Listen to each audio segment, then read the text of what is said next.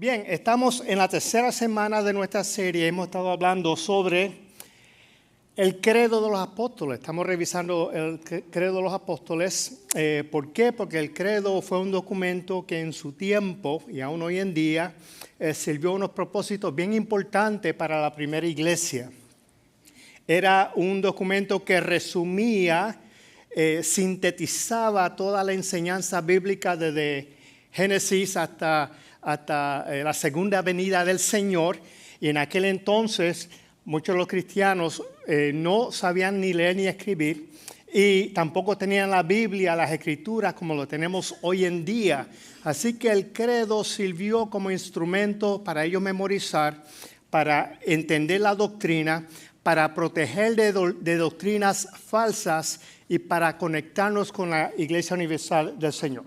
Y hemos estado explorando el credo. La primera semana hablamos sobre lo que es creer y vamos a elaborar un poquito más sobre eso hoy. La semana pasada hablamos de creo en Dios Padre Todopoderoso, Creador del cielo y de la tierra. Y hoy vamos a hablar y enfocarnos en la segunda parte. Creo en Jesucristo, único Hijo nuestro Señor.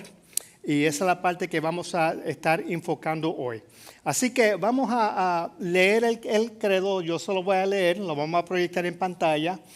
Y como hemos estado leyendo esto toda la semana, les proveo una oportunidad a ustedes de memorizarlo. Es bien cortito y les proveo oportunidad de memorizarlo. Y dice, creo en Dios Padre Todopoderoso, Creador del cielo y de la tierra.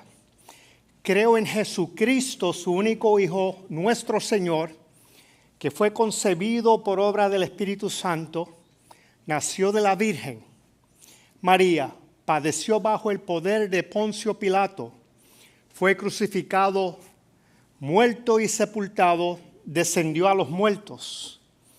Al tercer día resucitó de entre los muertos, subió al cielo y está sentado a la diestra de Dios Padre Todopoderoso. Desde allí ha de venir a juzgar a los vivos y a los muertos. Creo en el Espíritu Santo, la Santa Iglesia Católica. La salvedad es que esto se refiere a la Iglesia Universal, no es la Iglesia Católica Apostólica Romana. Es la Iglesia Universal de Jesucristo. La comunión de los santos, el perdón de los pecados, la resurrección del cuerpo y la vida eterna. Y la vida eterna. La semana pasada hablamos de creer en Dios Padre Todopoderoso y hablamos de los atributos de Dios, de que Él permanece, Él nos perdona, Él nos protege y Él nos restaura. Hoy vamos a cambiar el enfoque y vamos a enfocarnos en la segunda oración que habla de creer en Jesucristo. Creo en Jesucristo, Jesucristo refiriéndose a Jesús el Cristo o Jesús el Mesías. Según Mateo, en la genealogía de Jesús, menciona que Jesús es hijo de la promesa, hijo de Abraham, hijo del rey, hijo de David también. Creemos en Jesucristo, hijo único. Aquí esto apunta hacia la divinidad de Cristo, uno en tres, Dios Padre. Y si nos están siguiendo y se lo imaginan, posteriormente, ya en el próximo domingo, vamos a estar hablando del Espíritu Santo también. Nuestro Señor. Y aquí la palabra Señor quizá para nosotros, pues lo decimos todos los días, todos los domingos en nuestras oraciones, Padre nuestro y nuestro Señor, en el nombre del Señor Jesucristo. Y no tiene mayor importancia, pero para aquellos primeros cristianos que recitaban el credo era peligroso hacerlo porque vivían en el Imperio Romano donde se exigía adoración al César y donde una vez al año se tenía que decir, prender incienso y decir César es el Señor. Eso era lo único que tenían que decir, jurar lealtad a César y proclamarlo Señor. ¿Por qué? Porque existía la Pax Romana, las carreteras que el imperio había construido, había paz en todo el imperio, había comercio, había prosperidad y el César era el Señor. Pero los cristianos no podían decir eso porque ya ellos habían dicho que el Señor es ¿quién? Es Jesús, Jesucristo es el Señor. Y decir que Jesucristo es el Señor equivalía a decir César no es el Señor. Y como resultado muchos fueron perseguidos y muchos fueron martirizados porque no le juraban lealtad al César. El imperio romano no le importaba si ellos tuvieran otras religiones. Era una sociedad politeísta. Todo el mundo tenía sus dioses y tenía sus religiones. Ellos lo que querían era que juramentaran lealtad al César. Así que, ¿qué le costaba al cristiano ir allí, prender el incienso y decir César es el Señor, irse, seguir con sus vidas como si tal cosa?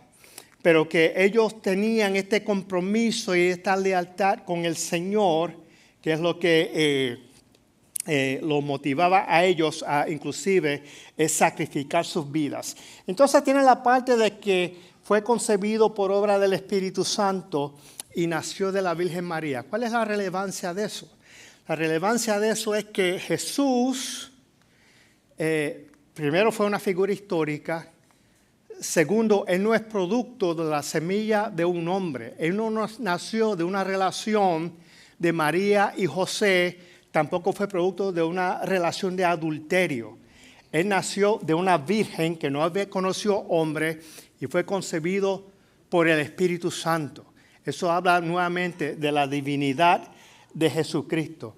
Así que Jesús es completamente Dios y Él es completamente hombre. Completamente Dios y completamente hombre.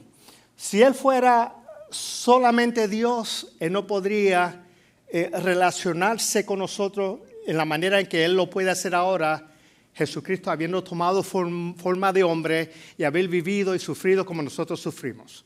Jesús nos conoce, Él se compadece de nosotros, Él sabe lo que es el dolor, Él sabe lo que es el llanto, Él sabe lo que son los problemas, Él sabe lo que son los conflictos familiares y Él puede relacionarse con nosotros. Si Jesús fuera solamente hombre, Él no nos podría salvar. Así que siendo las dos cosas, Él es el Dios que nos redime, Él es el Dios que nos salva y es la persona a quien podemos acudir en los momentos de necesidad. Así que, habiendo dicho todo esto, ¿cuál es la relevancia de todo esto? ¿A dónde es que queremos llegar? La pregunta que nos tenemos que hacer hoy es, ¿quién es Jesús para ti? ¿Quién es Jesús para ti? Y la contestación a esa pregunta va a determinar mucho sobre tu posición de fe, sobre tu vida en adelante. Y fue una pregunta tan importante que Jesús se lo hizo a los apóstoles. Y vamos a ir a las Escrituras, estamos en Mateo. Yo los invito, por favor, a ponernos de pie como hacemos de costumbre, Mateo 16, del 13 al 20, en reverencia a la palabra del Señor. Cuando llegó a la región de Cesarea de Filipo, Jesús preguntó a sus discípulos, ¿quién dice la gente que es el Hijo del Hombre? Le respondieron, unos dicen que Juan el Bautista, otros que Elías, otros que Jeremías o uno de los profetas.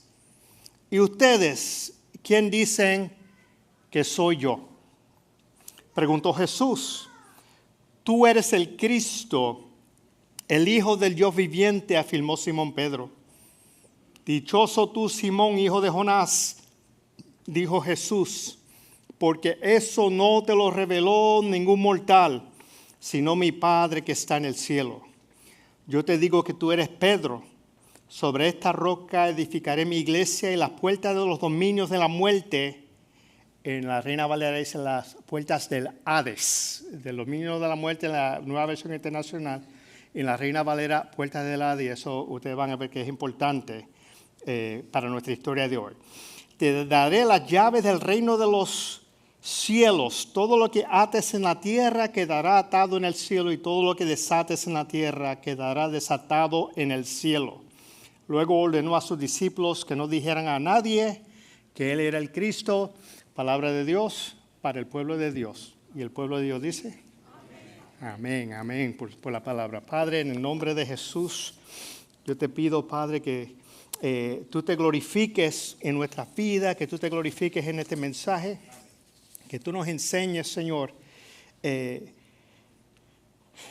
Revélanos tu naturaleza, revélanos quién tú eres, Señor. Si hay alguien aquí en nuestros medios que aún no te conoce como tú eres, Señor, que está viviendo religión vieja, tradición religiosa, pero no ha tenido una experiencia personal contigo, no ha experimentado el poder transformador que tú traes a la vida, te pido que tú toques su corazón, que tú nos hables en esta tarde. Que tú nos des revelación y transformación de vida. En el nombre de Jesús. Amén.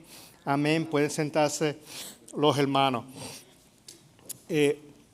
La historia, el relato bíblico de hoy nos lleva a Cesarea de Filipos. Cesarea de Filipos fue una región geográfica que César le dio a Herodes el Grande como regalo por su fidelidad a él. Herodes el Grande construyó un templo grandísimo, blanco, a nombre de César. Cuando se muere Herodes el Grande, lo sucede su hijo, Felipe el Tetrarca. Y Felipe el Tetrarca hizo allí su palacio, lo hizo la capital de su reino, lo expandió, lo desarrolló y cambió el nombre a Cesarea de Filipo, Cesarea Filipo o Cesarea de Felipe.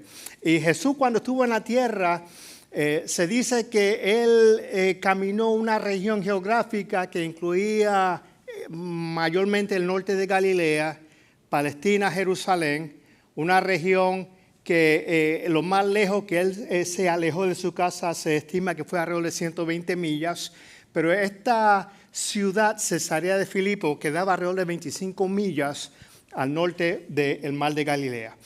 Jesús va allá con sus discípulos. Y llegan a un sitio, era un lugar bien pagano, tenían unos templos paganos. En el tiempo del Antiguo Testamento se adoraba Baal allí, Baal Gad y Baal Hermón, porque estaba al pie del monte Hermón. Cuando llegan los griegos, ellos lo dedican a su dios que se llama Pan.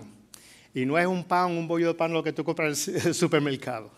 Pan es un personaje, hubiera querido tener la imagen, pero tiene aspecto de ser humano en el tronco, tiene cuernos como de carnero y sus extremidades son como de carnero, ¿verdad? Y era el dios de la vida silvestre y de la naturaleza. Y de hecho, nuestra palabra pánico viene de ahí, porque se refiere al pánico, al miedo que la persona tenía de escuchar ruido en los bosques de noche oscuro. ¿Les ha pasado? Yo cuando era joven, en la isla donde yo vivía, a veces nos tiramos estas caminatas los muchachos, de momento se hacía bien oscuro y teníamos ese miedo y nos daban escalofríos y todo, pensando en las historias del pueblo, de apariciones de muertos y cosas. Y eso pues se refería a Pan. Él lleva a los discípulos allí y tengo una imagen actual del lugar. Si ustedes se fijan, tenía una cueva bien grande, aquí había un templo.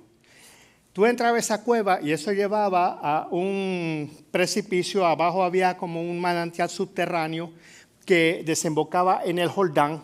Y allí ellos hacían sacrificios de animales y se dice también de humanos. Venían, mataban, sacrificaban los animales a los dioses, lo tiraban por ahí y para que la corriente se los llevara. Entonces iban río abajo donde desembocaba el agua a ver si el animal salía al otro lado, fue que el Dios no aceptó el sacrificio. Si desaparecía el animal, pues su Dios aceptaba el sacrificio. Pero este sitio se conoce como la puerta del Hades, la puerta del infierno. Por eso Jesús cuando dice a Pedro, las puertas del Hades no prevalecerán contra su iglesia, a eso es que él se estaba refiriendo. La otra foto enseñan en las paredes, tú ves todos estos nichos. Esos nichos en la roca eran los múltiples dioses que ellos adoraban. Tengo una foto de Pan. Vamos a ver ahí lo tienen. Ese es el dios Pan que ellos adoraban allí. Bien, mucha idolatría, mucho politeísmo hay. Pues detrás de esa escena es cuando Jesús llega allí con sus discípulos y le pregunta a los discípulos, ¿quién dicen la gente que soy yo? ¿Quién dice la gente que soy? No es yo, que es el Hijo del Hombre. ¿Quién dice la gente que es el Hijo del Hombre? El Hijo del Hombre puede referirse a un ser humano, a cualquier hermano de nosotros, cualquier persona humana, pero es un término que se utiliza en el Viejo Testamento, particularmente en el libro de Daniel, una visión que tuvo de Daniel, que vio a Dios en el trono. De momento ve a uno con aspecto de hijo de hombre que se acercó, y a esa persona se le dio autoridad sobre toda la tierra. Y si leemos esos versos 13 y 14, en esa visión nocturna vi que alguien con el aspecto de un hijo de hombre venía entre las nubes del cielo, se acercó al anciano de días, fue llevado a su presencia, se le dio autoridad, poder y reino. Todos los pueblos, naciones y lenguas lo adoraron. Su dominio es eterno y no pasará su reino, jamás será destruida. Así que eso me suena a Jesucristo. Y Él se está diciendo, ¿qué dice la gente que es el Hijo del Hombre? Ahora, Jesús lo que quería era explorar, ya llevaba 2 años y medio en el ministerio. Él quería, ante todos estos dioses que ellos estaban mirando, ¿cuál es la voz populi? ¿Cuál es la voz? ¿Qué es lo que está corriendo en el pueblo con relación a quién soy yo? Él le pregunta a los discípulos. Y no era que Jesús era un adicto a las redes sociales. Él no era un adicto a Facebook que quería ver muchos likes, ¿verdad? Que tenía muchos likes a Jesús. De eso no se trata. De hecho, eso no era la pregunta más importante, pero él quiere abrir con esa pregunta. Y los discípulos dicen que ellos contestaron, algunos que eres Juan el Bautista, otros que eres Elías o alguno de los profetas que habían resucitado. El pueblo estaba confundido con relación a quién era Jesús. No sabían a ciencia cierta quién era Jesucristo. Pero entonces ahora que viene el jaque mate, ahora que viene la pregunta, porque Jesús no viajó esas 25 millas a Cesarea de Filipo para preguntar a los discípulos qué es lo que la gente piensa que soy yo. Mira lo que Jesús pregunta a sus discípulos. Verso 15, y ustedes, ¿quién dicen que soy yo? Preguntó Jesús. Él lo lleva a un plano personal. Personal porque te está preguntando a ti, me está preguntando a mí, ¿quién dicen que soy yo? Ya no está hablando de hijo de hombre. ¿Quién dicen que soy yo? Y es personal con relación a nosotros, es personal también con relación a Jesús. ¿Quién dicen que soy yo? Yo me imagino a los discípulos mirándose unos a otros, pensando, nosotros llevamos 2 años y medio sirviendo al Señor. Se supone si alguien sabe quién es el Señor, nosotros somos la persona que sabemos. Nosotros no podemos contestar esto mal. Y ellos estaban mirando unos a otros, nadie se atrevía a decir nada, y mientras que se estaban mirando. Pero dice las Escrituras que Pedro viene y le dice al Señor, tú eres el Cristo, el Hijo de Dios viviente. Tú eres el Cristo, el Hijo del Dios viviente. ¿Sabe que Pedro en ese momento tuvo un momento de qué? De despertar, de un despertar espiritual. Jesús le dice, Pedro, eso no te lo reveló ni sangre ni carne, fue mi Padre en el cielo que te reveló eso. Tuvo un despertar, un momento en su vida donde él pudo cobrar conciencia de Jesucristo, de quién es Jesucristo.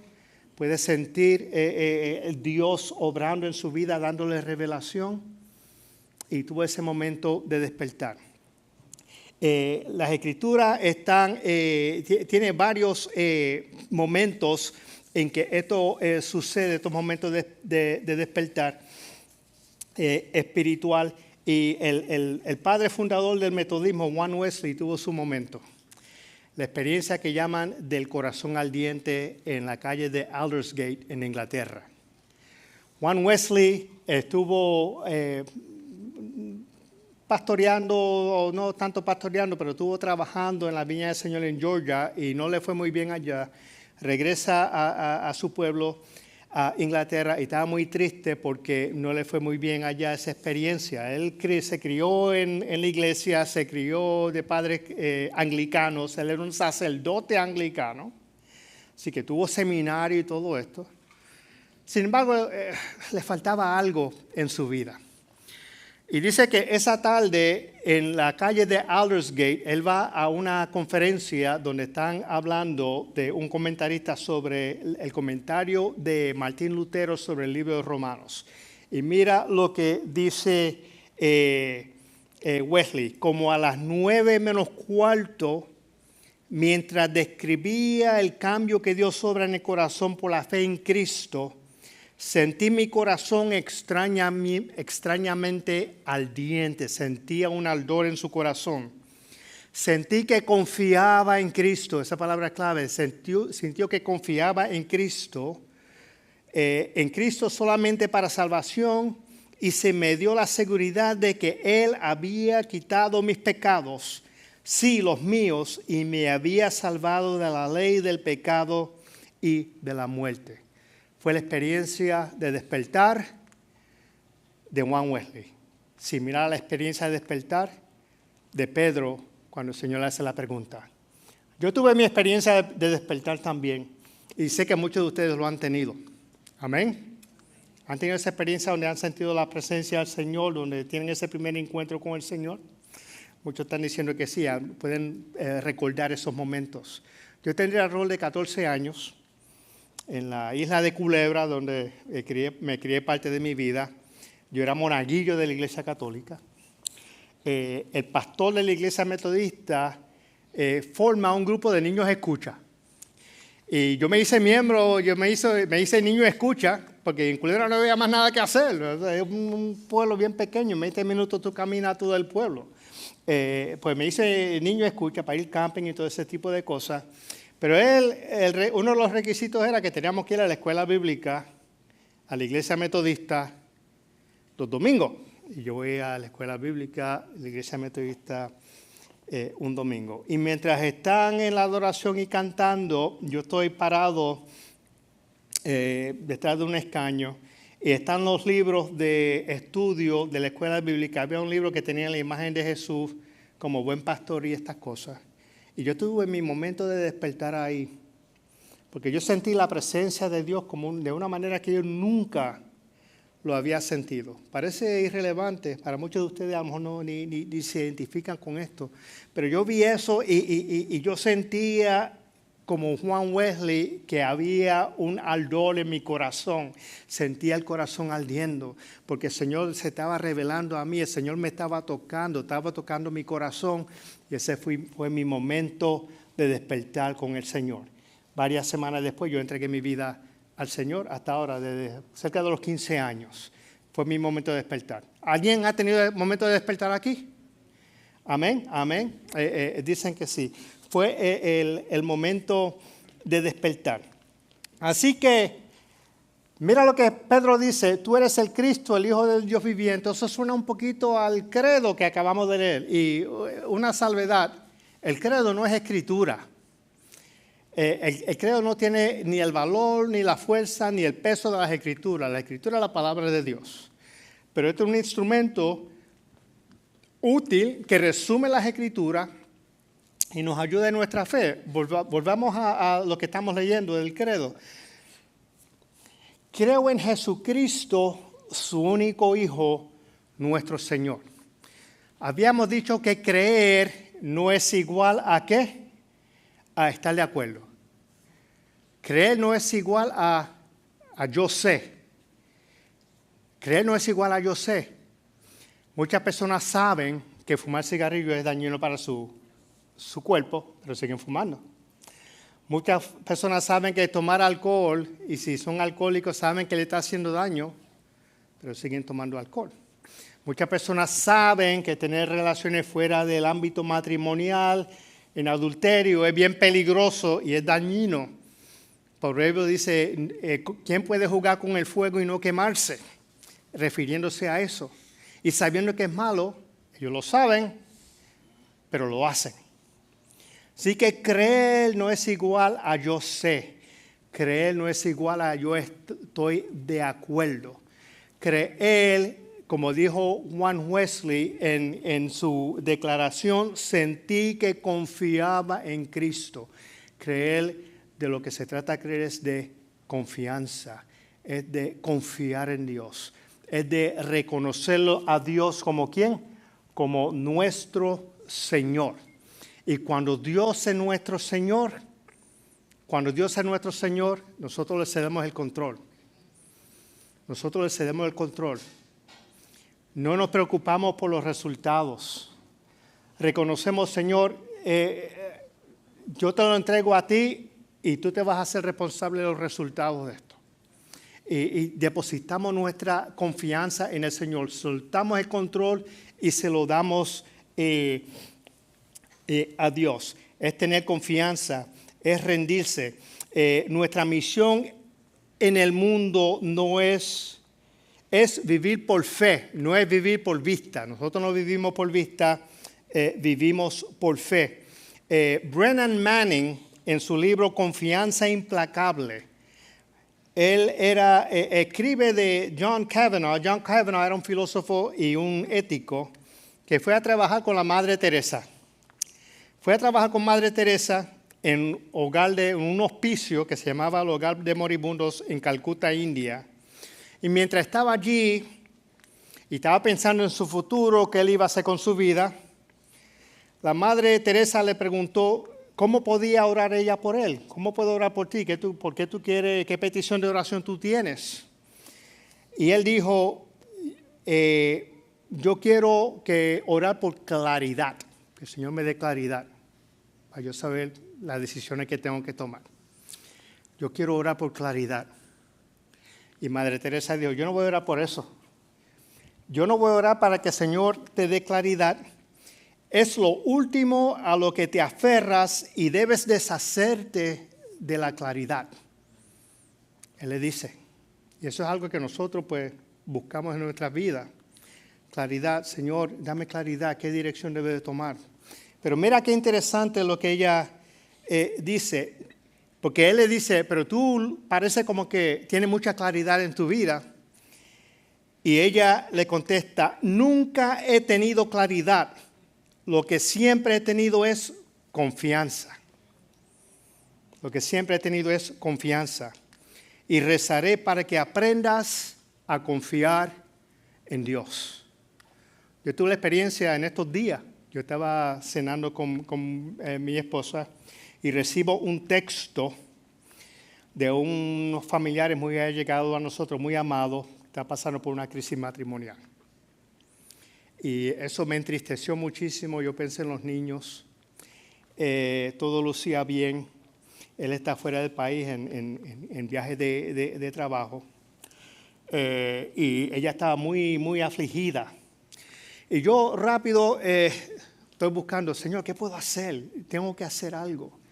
Y yo orando por dirección al Señor. Señor, dame revelación, que sea tu Espíritu Santo. Cuando yo vaya a hablar con estas personas, que sea tu Espíritu Santo poniendo en mi boca las palabras correctas. Yo no sabía qué hacer. Yo no tenía claridad en mi vida. Yo llamé a varios pastores que conozco, muy sabios, con mucha experiencia en esto de consejería matrimonial, buscando dirección en mi vida. Hablé con la muchacha, con la esposa. Ella me explicó todo lo que estaba pasando en la familia. Era una situación bien triste. Pero mientras yo oraba, yo abrí en la Biblia Filipenses 4, del 5 al 6, donde el Señor dice, regocijaos en todo tiempo, estén alegres en todo tiempo. Por nada estéis afanosos, sino presenten sus oraciones al Señor, sus oraciones y sus peticiones con acción de gracias. Y la paz de Dios que sobrepasa todo entendimiento llenará tu corazón. Llenará tu corazón. Y porque esto es más fácil decirlo que hacerlo. Porque cuando tú tienes ese dolor en tu vida y hay una situación que tú no sabes qué va a pasar y tú quieres traer resolución a ese problema, qué difícil es confiar en el Señor. Qué difícil es soltar y dejar que sea el Señor el que obre. Pero ¿sabe qué? Yo oré desde el fin de semana, oré ayer, ayuné inclusive por esta pareja. Estoy orando por ellos, con ese verso al frente a mí. Por nada estés afanoso, sino presente todas tus peticiones al Señor con acción de gracias. Y yo decía, Señor, yo lo voy a poner todo en tus manos. Yo no puedo hacer nada, yo no tengo palabra, yo no tengo claridad, no sé hacia dónde ir. Lo deposité en las manos del Señor. Hablé con el muchacho y con ella y recibí un texto esta mañana que ellos ya hablaron ayer por la noche y él le pidió perdón y hay un proceso como de reconciliación del matrimonio. ¿Y eso por qué? Porque yo solté la claridad y decidí confiar en el Señor. Yo no lo puedo hacer, Dios puede. Amén. Y de ahí nosotros tenemos que aprender. Si tú dices creer en Jesucristo, su único Hijo, si crees de verdad, Él es el Señor de tu vida. Él es el Señor de tu vida. Así que vamos a cerrar con una oración y la invitación es a que creamos, a que confiemos en el Señor Jesús, porque Él es nuestro Salvador. Él murió por nosotros, Él nos ama. Él es nuestro Señor. Y Él vino al mundo para rescatarnos, para redimirnos y para abrir puerta ancha de acceso para nosotros al Padre. Padre, en el nombre de Jesucristo, yo vengo ante ti, dándote gracias por tu palabra. Dándote gracias, Señor, por que tú mostraste tu amor para con nosotros al morir en la cruz. Te pido que tú llenes nuestros corazones de confianza, que podamos creer verdaderamente, Señor, que podamos confiar en ti, que podamos depositar en ti toda nuestra confianza, Padre Santo, que podamos descansar y entregarte el control de todas las cosas de nuestras vidas, Señor. Señor, si hay alguien aquí en esta tarde que no te conoce como debería conocerte, que no ha tenido la experiencia de experimentar el poder transformador de tu presencia, te pido que tú extiendas tu mano ahora mismo, que tú entres en su corazón y en su mente y obres transformación de vida. Ayúdanos a confiar en ti, ayúdanos a descansar en ti. En el nombre de Jesucristo, el Hijo, en quien creemos. Amén y amén. Bien, hermanos, gracias vamos a cerrar el servicio, vamos a tener reunión de los que van a ir al retiro, se pueden quedar. Los que no se han registrado pueden hacerlo todavía, hay oportunidad para hacerlo en la página web. Si alguien tiene necesidad de oración, pueden pasar al frente. Tenemos la hermana Corina y el hermano Miguel, están dispuestos y ansiosos a orar por ustedes. Si nos están visitando por primera vez, preséntense al mostrador para dejar información para que podamos mantenernos en contacto. Amén. Vamos a despedirnos. Los invito a ponernos todos de pies. Padre, te damos gracias por tu presencia, te damos gracias por tu visitación, te damos gracias por esta celebración que hemos tenido. Te pido tu bendición sobre tu pueblo, Padre Santo. Te pido llenura del Espíritu Santo, Señor. Llena esta iglesia de tu Espíritu. Llena esta iglesia de tu Espíritu, Señor. Señor, yo sé que tú te estás moviendo por estos pasillos. Yo sé que tú estás moviéndote por estos escaños. Yo sé que tú estás tocando vidas. Ayúdanos, Señor, a abrir nuestros corazones a ti, a entregarnos a ti, Padre Santo. Gracias, Señor, porque tú nos has amado. Despídenos a nuestros hogares, Señor. Acompáñenos. Sigue trabajando en nuestros corazones. Y despídenos, Señor, con la bendición del Padre, del Hijo y del Espíritu Santo. En el nombre de Jesús. Amén, amén. Y el pueblo de Dios dice, amén. Que el Señor los bendiga a todos. Nos vemos dentro de 2 domingos, los que no van a ir al retiro.